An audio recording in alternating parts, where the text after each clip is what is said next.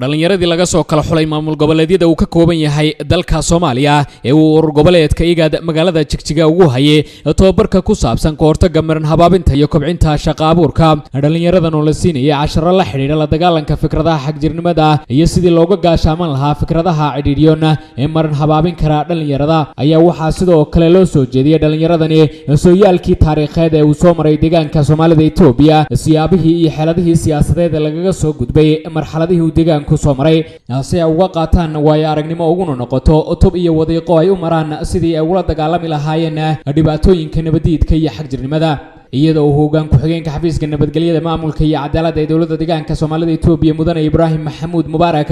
uu dhalinyaradan reer Soomaaliya u soo jeediyay shaqooyinkii ku dayashada mudnaa ee uu deegaanka Soomaalida Itoobiya ku najaxay ee ay ka mid ka ahaayeen jabinta aragtiyaha cidhiidhiyoon ka qaybgelinta dumarka dhinacyada siyaasadda iyo arrimaha bulshada xiriirka dadweynaha iyo ka go'naanshaha wadaniyadeed ee ciidamada deegaanka oo kaashanaya shacabka hoggaan ku xigeenka xafiiska nabadgelyada maamulka iyo cadaaladda ee dawladda deegaanka Soomaalida Itoobiya mudane Ibraahim Maxamuud Mubaarak ayaa sheegay in warbixintan ee dhalinyaradani u noqon doonto gashi ay kula dagaalamaan fikradaha xagjirnimada sooyaalkii taariikheed ee dawladda deegaanka Soomaalida Itoobiya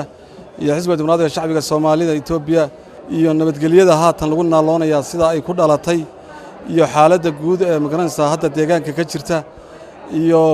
magaranaysa package-ka dhalinyarada iyo shaqo abuurka dhalinyarta loo abuuray iyo magaranaysa nidaamka loo daraajgareeyay dhalinyarta uga qayb qaateen nabadgelyada horumarka iyo maamulka suuban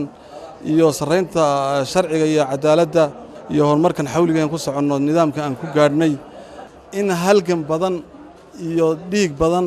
iyo nafuris badan ay ku timid dhankooda dhalinyaradan laga soo kala xulay maamul goboleedyada Soomaaliya ayaa sheegay in muddada ay seminaarkan ku jireen ay ka faa'iideen waxyaabo badan oo wax ka tari doona si adkeynta nabadgelyada iyo la dagaalanka xagjirnimada iyagoo dhanka kalena cadeeyay inay la dhaceen amniga buuxa ee ku arkeen muddada ay ku sugnaayeen magaalada Jigjiga iyo soo dhaweynta diiran ee kala kulmeen deegaanka Soomaalida Itoobiya xaqiiqatan anaga dhowr shay baan ka faa'iidnay marka hore ugu muhiimsan tahay marka hore inaan horto aan ogaano dawladda deegaanka horumarka ka socdo waxaan la kulanay madax badan oo madaxweyne ku-xigeenku ka mid yahay iyo hoggaanka mataqaana ku-xigeenka hoggaanka nabadgelyada waxaan arkaynaa maanta waxay soo mareen dawladda deegaanka iyo sidii mataqaana nabadiidkii oo la dagaalameen iyo waxyaalihii mataqaana ay heerarkii kala duwan ay soo mareen iyo hadda maalinta ay taagan yihiin iyo ururada dhalinyarada dalka ka jiro siday oo la dhaqmaan iyo awoodda ay ku leeyihiin dalka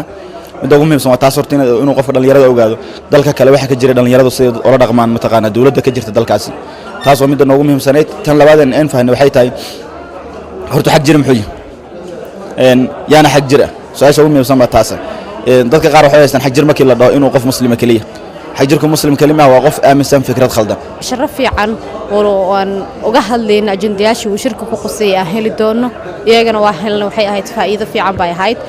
waxaan u aqaanaa Jigjiga iyo guud ahaan meel kasto dadka Soomaaliyeed deegaanka ismaamulka inay yihiin dad si qurux badan noo soo dhaweeyay wixii aan ka filanayno wax ka badan baa iyana helnay taana waxay ahayd waxyaabihii faa'iidada seminaarka uu keenay